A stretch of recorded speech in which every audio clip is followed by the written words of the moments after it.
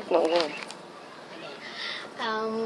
Kiyo Altorodigo, Yamod Salka, at in Tagalog, good noon. Ako po si Maymana Santos Mamayo.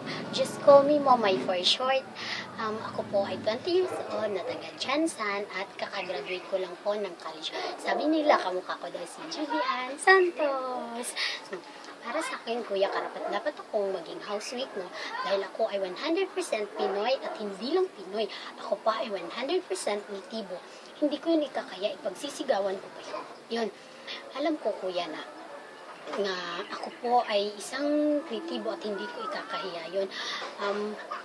Dapat talaga na ako ang makuha mo dahil para kakaiba naman ang housemate mo sa bahay, hindi lang puro Tagalog, Bisaya, Ilonggo, Ilocano, foreigner, etc. Para maiba naman, ipasok mo naman ako para may nitibo kang housemate. Okay ba yun, kuya? Ba?